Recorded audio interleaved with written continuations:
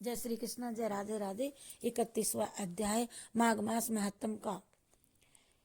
ब्राह्मण वेद निधि को उनके पुत्र और गंधर्व कन्याओं की मुक्ति का उपाय बतलाते हुए महर्षि लोमस ने कहा, वेद निधि, यदि ये पिशाच योनि को प्राप्त गंधर्व बालाएं तथा आग्नेय मेरे साथ प्रयागराज चल करके विधि पूर्वक माघ का स्नान करेंगे तो माघ मास के अंत में इन्हें अवश्य मुक्ति प्राप्त हो जाएगी। इसके अलावा मेरी दृष्टि में इनकी मुक्ति का कोई अन्य मार्ग नहीं है। पाप तथा श्राप की शांति माघ मास में तीर्थ पर जाकर के स्नान करने से ही होती है। माघ स्नान के प्रभाव से 7 जन्मों तक के पाप भी नष्ट हो जाते हैं। और विभिन्न नदियां और तीर्थों में स्नान महात्म बतलाते हुए महर्षि लोमस जी ने कहा, हे विप्रवर, सरयू नदी, गंडकी नदी, चंद्रभावन नदी, महानदी, स्वर्णभद्रा, कृष्णा, कावेरी, सरस्वती, ताप्ती, गोदावरी, पयोष्णी, कृष्णवेणिका तथा तुंगभद्रा इत्यादि महानदियों में माघ स्नान करने से स्वर्ग प्राप्त होता है। नैमिषारण्य में माघ स्नान करने से विष्णु भगवान का सानिध्य प्राप्त होता है और तीर्थराज पुष्कर में माघ स्नान करने से ब्रह्मा का सामीप्य प्राप्त होता है। माघ मास का स्नान प्रभास क्षेत्र में करने से रुद्र गणों का पद प्राप्त होता है। कुरुक्षेत्र में माघ में स्नान करने से इंद्र लोक प्राप्त होता है। देव सरोवर में माघ स्नान करने से योग सिद्धि का फल प्राप्त होता है। देवकी में स्नान करने से मनुष्य को देवों का शरीर प्राप्त होता है। मास का स्नान गोमती में करने पर पूर्व जन्म नहीं होता, गोमती नदी में करने से, और मोक्ष प्राप्त हो जाता है। महाकाल, ओंकारेश्वर, अमरेश्वर, नीलकंठ, अर्बुद तथा हेमकुट के में स्नान करने से ऐश्वर्य सहित रुद्र लोक प्राप्त होता है। प्रयाग नासिक में, हाँ नासिक में, हाँ। और प्रयाग में जो माघ मास में मात्र 3 ही दिन स्नान करने पर महापापी भी मुक्ति पा जाते हैं तथा देवलोक में देवताओं के समान सभी सुख प्राप्त करते हैं। हे वेद निधि, एक समय ब्रह्मा जी ने समस्त तीर्थों, व्रतों, दोनों तपों, दानों और तप एवं यज्ञों को एक पलड़े में रख दिया और प्रयागराज के माघ स्नान फल को दूसरे पलड़े में रख के तोला था। तब माघ स्नान का पलड़ा ही भारी रहा था, अतः इन्हें सर्वाधिक फलदायी जानना चाहिए। इसके विषय में मुझे एक छोटा सा आख्यान याद आ रहा है, मैं तुम्हें सुनाता हूँ, आप ध्यान पूर्वक सुने। अत्यंत प्राचीन काल का वृतांत है। अवंती राज्य में वीरसेन नामक एक धर्मात्मा राजा राज्य करता था। उनके नर्मदा नदी के तट पर राजसूय यज्ञ किया उन्होंने।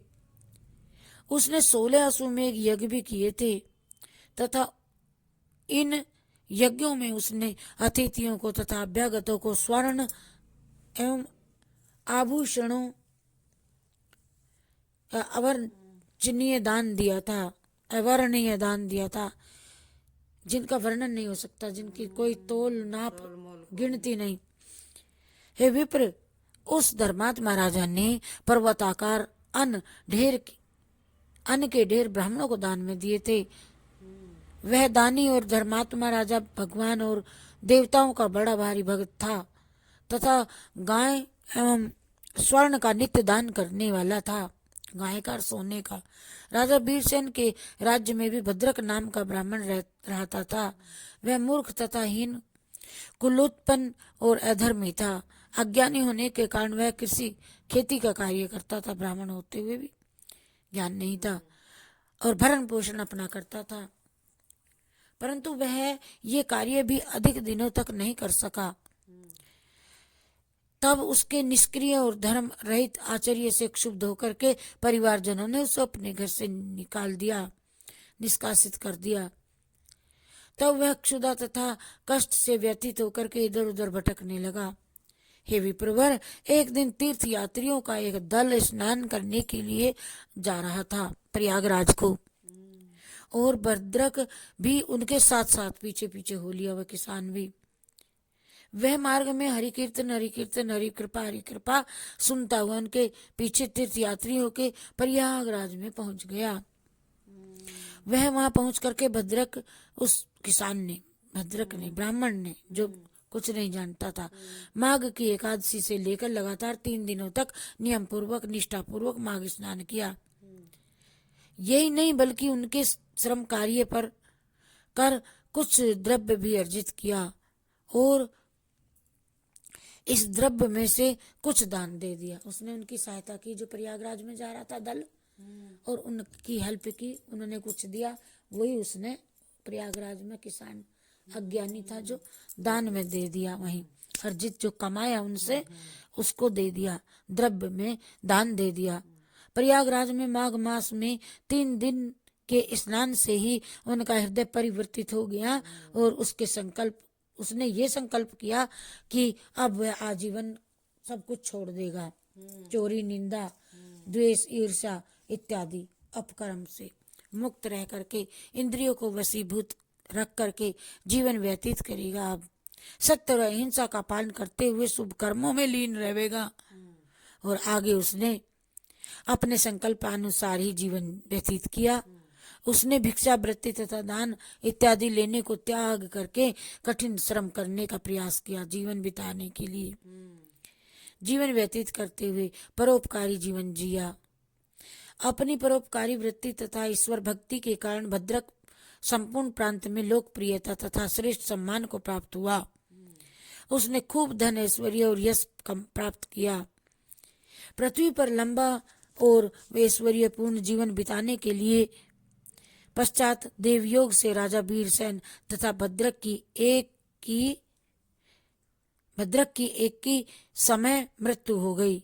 उसी समय एक राजा मरा, उसी समय ये इंसान मर गया, एक समय मृत्यु हो गई। दोनों को एक को ही अपने सत्कर्मों के कारण स्वर्ग मिला। मैंने स्वर्ग में जाकर के उनकी स्थिति को स्वयं देखा है। वे आज भी स्वर्ग में निवास करते हुए दिव्य सुख भोग रहे हैं। अपने नेत्रों द्वारा देखा हुआ प्रयागराज में माघ स्नान का महत्व फल मैं संपूर्ण रूप से मुख द्वारा वर्णन नहीं कर सकता हूँ। हे विप्रवर, इस विषय में तुम अब पिशाच मोचन नामक एक आख्यान भी सुनो, मैं सुनाऊंगा।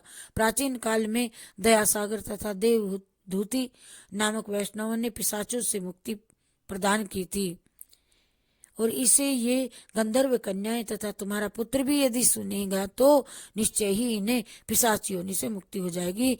इति श्री पद्म पुराणे महापद्म पुराणे माघ महात्म्य में 21वां अध्याय समाप्त। हरि शरणम हरि शरणम हरि शरणम हरि शरणम हरि शरणम हरि शरणम हरि शरणम हरि शरणम।